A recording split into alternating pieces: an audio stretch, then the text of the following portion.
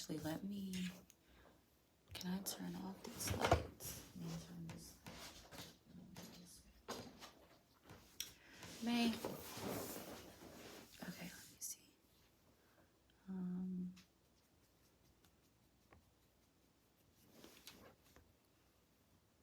Okay.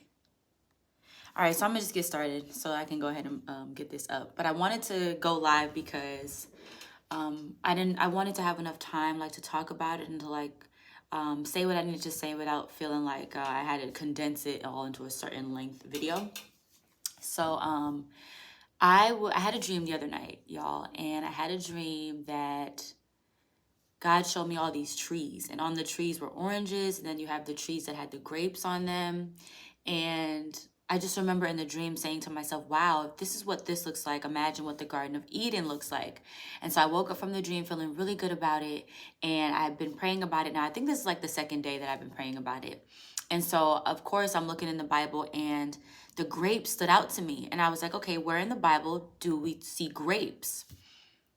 Hey, so yeah, where in the Bible do we see grapes? And we see grapes in Numbers when the Israelites are going into the promised land. So I was like, okay, and whenever I get scripture or anything like that, I'm always talking to God as if I would talk to like my friend, right? And I would be like, okay, God, well, why this? So I said, God, why did you allow the Israelites to come into the promised land when the season was ready for grapes? Because when we go back to Numbers, it's Numbers 13, 27 through 28, I believe. So it talks about how the time was right for grapes. So I said, well, God, why that time, right? Because God could have caused them to come into the promised land when it was time for oranges or strawberries or like some other fruit, right?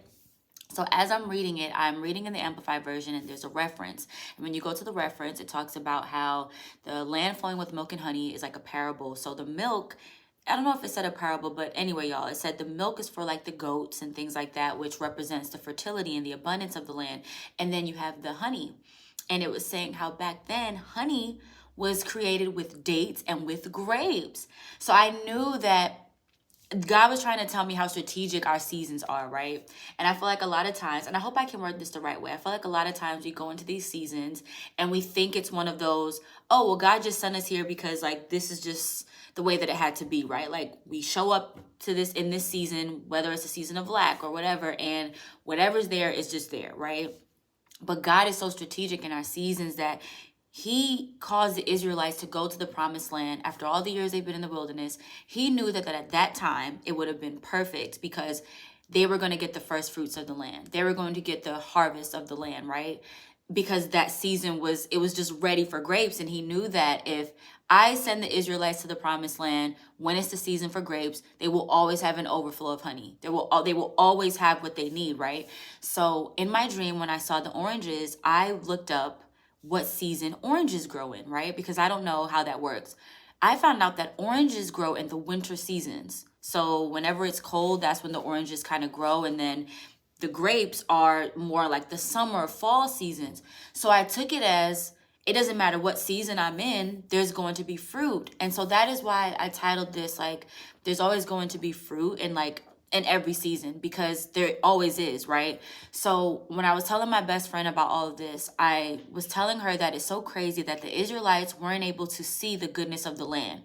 So they saw the grapes, they brought the grapes back. They're just thinking, oh, this is just grapes. This is what the land produces. They're grapes. I'm going to bring this back and I'm going to show them the grapes, not understanding and seeing like, wow, God allowed us to get here when it was the perfect season for grapes, so that from the time we step into this promised land, here's my resource, and here's what I need to thrive and to be abundant in this land.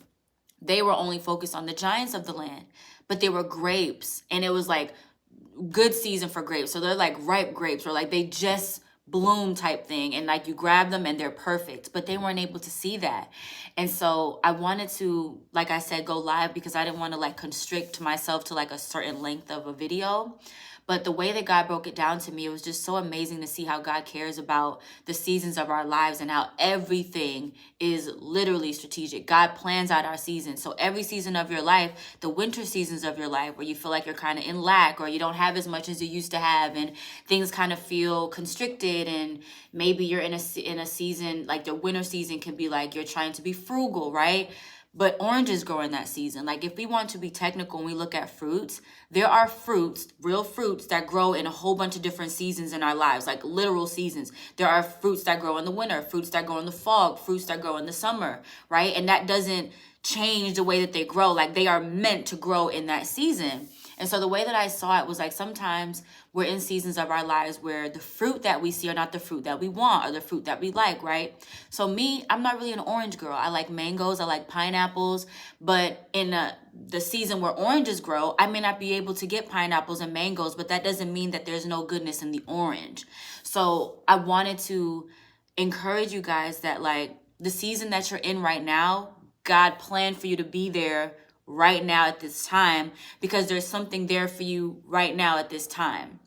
And I think a lot of us look past that because, again, the fruit that we see may not be the fruit that we like, or maybe it's not a lot of fruit, right? But it's there. So the Israelites had the grapes that they could use to make that honey, and they had an abundance of it. So it was so that the land that they were in would always be overflowing with it. God provided that resource in its purest form, right? Because God could have just brought them to a land where there was already honey made. You know what I'm saying? Like there was already honey that was crafted in the land, but he didn't do that. He wanted to do it where when you show up to this land, the resource is there in its purest form. Like you have all the grapes, you have the foundation that you need to make this honey. So I want you to look at the season that you're in right now in your life, figure out what the fruit is that God has brought you to, right? Because I don't think there is no season of your life that will not have fruit. I think it's just about being in these seasons and recognizing the fruit that's there. And it may not be a fruit that you like. And in terms of fruit, I mean, it could be a job. It could be maybe you don't have your job like I'm in. Like I'm in that season now where, okay, Zay, I don't want you to have that, but I want you to focus on this because there's fruit over here. But I have to recognize and be okay with that fruit because the fruit that I want is a job. The fruit that I want to me seems like a better fruit, a more juicy fruit. You know what I'm saying? But God has this other fruit here for me, right? And I know a lot of times we hear God tell us like, oh, you are in, you have everything that you need to do what you need to do, right? Because a lot of times when God tells us to do something, we'll shy away from it because we feel like we don't have the resources or we don't have the money or the things that we need. But God will say, hey, you got everything that you need. That is also a season of your life. The season of, again, here's this fruit. You may not like it. It's like a winter fruit, like an orange, but there's still goodness there. You can still use that orange. You can still use that fruit. So I want to encourage you guys again to let you know that there is fruit in every season of your life. And it's about going to God and saying, God, show me the fruit that is in this part of my life. What this season that I'm in right now, Lord, which fruit is growing in this season for me? What can I get out of this fruit that is in this season?